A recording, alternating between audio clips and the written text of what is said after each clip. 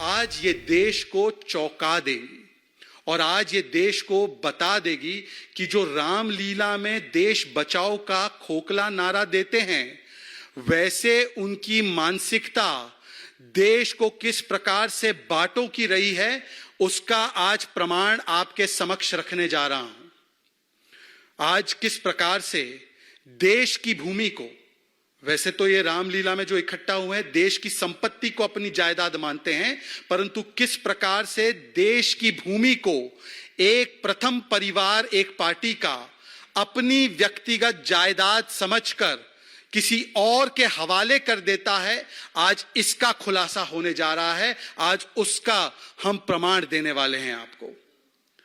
मित्रों, 1974 का वर्ष, इंदिरा गांधी की सरकार, तमिलनाडु में मुख्यमंत्री डीएमके के करुणानिधि जी, एक आदेश जाता है इंदिरा गांधी जी की तरफ से कि आपको यह आदेश दिया जाता है कि कच्चातीवू टापू को आप तुरंत प्रभाव से सौंप दे श्रीलंका को। रात के अंधेरे में बिना किसी से बात किए, बिना किसी से चर्चा किए, देश की अखंडता, एकता, देश की सार्वभौमिकता के खिलाफ इतना बड़ा कदम उठाया जाता है और देश के साथ मैं कहूंगा गद्दारी की जाती है।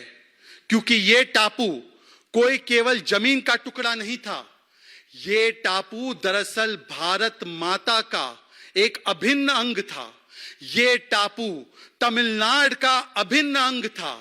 ये टापू हमारे तमिलनाडु के मछुआरों की जिंदगियों का एक स्रोत था और उसे केवल अपने परिवार के हित के लिए, राष्ट्रहित को कुचलते हुए, राष्ट्रहित के साथ समझौता करते हुए, अपने परिवार का फायदा देखते हुए, डील करते हुए, कुछ लोग मैच फिक्सिंग की बात कर रहे हैं ना, आज डील फिक्सिंग के बारे में बताता हूं कि डील फिक्स करते हुए देश की भूमि भारत मां के टुकड़े को सौंप दिया गया।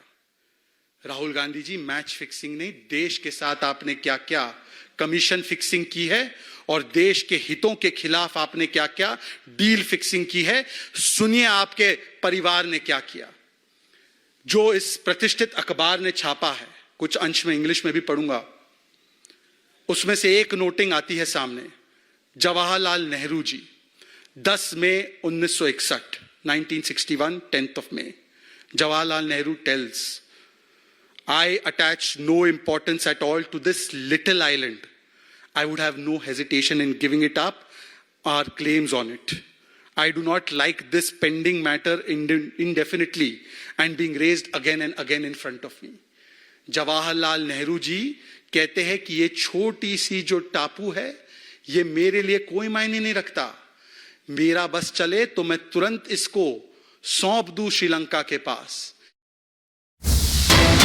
एक और बड़ी खबर आपको बता दें, रामलीला मैदान में अखिलेश यादव का बयान, बीजेपी सबसे झूठी पार्टी है। इंडी गठबंधन की रैली में यहां अखिलेश यादव ने तमाम बयान दिया और कहा कि ईडी सीबीआई का दुरुपयोग हो रहा है। केजरीवाल को बीजेपी को क्या डर है? केजरीवाल से ये सवाल उठाया अखिलेश यादव ने और कहा कि इन्हें हराओ, इन्हें वापस भेजो।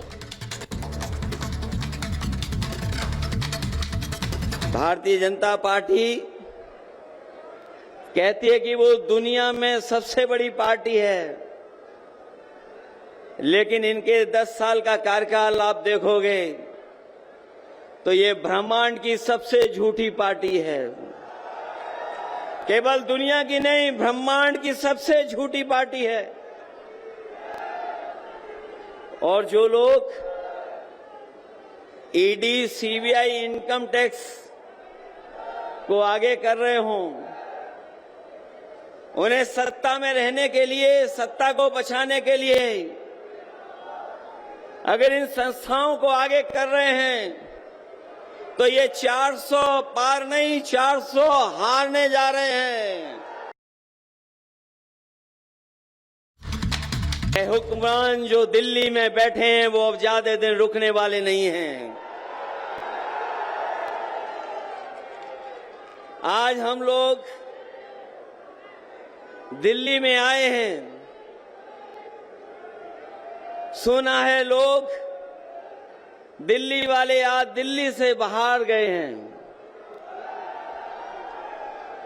ये समझ लेना हम सब लोग आने वाले हैं और दिल्ली से जो बाहर जा रहे हैं आज, वो हमेशा हमेशा के लिए बाहर जा रहे हैं।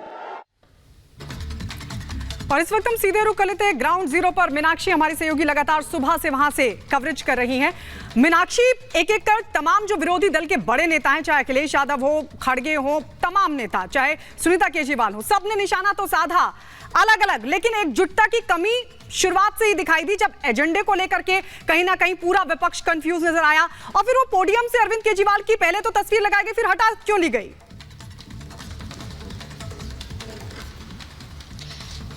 बिल्कुल, क्योंकि यहाँ पर सीधा सीधा संदेश जो है वो ये जा रहा है कि दिल्ली में आप जो रैली कर रहे हैं वो अरविंद केजरीवाल को बचाने के लिए कर रहे हैं, लेकिन विपक्ष का बिखराव किस तरीके से नजर आता है वो समझिए गायत्री।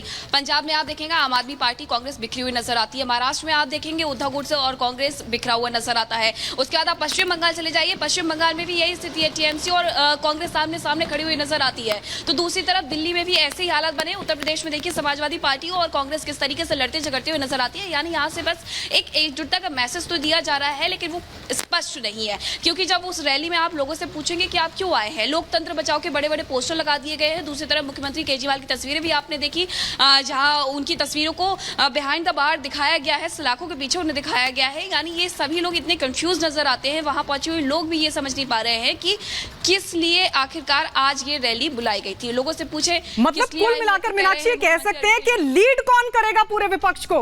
आज भी खींचतान इसी पर देखने को मिली जब रैली वहां पर हो रही थी। बहुत बहुत शुक्रिया मीनाक्षी हमारे साथ जुड़ने के लिए, तमाम जानकारी हमें देने के लिए। और इस बीच एक बड़ी खबर आपको बता दें, और बड़ी खबर उत्तर प्रदेश से, जहां पर एक नए मोर्चे का ऐलान कर दिया गया है। नया मोर्चा पीडीएम जो ओवैसी और पल्लवी पटेल ने मिलकर बनाया है, इस मोर्चे का ऐलान कर दिया गया है। आपको बता दें छोटे दलों को भी इस मोर्चे में साथ लिया गया है।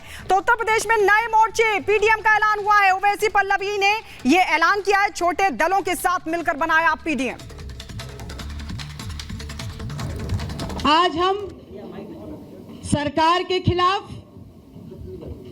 मुख्य विपक्ष के खिलाफ, इन समाजों के ऊपर हो रहे लगातार उत्पीड़न में अपने इस पीडीएम न्याय मोर्चा को लेकर के आपके बीच में आए हैं।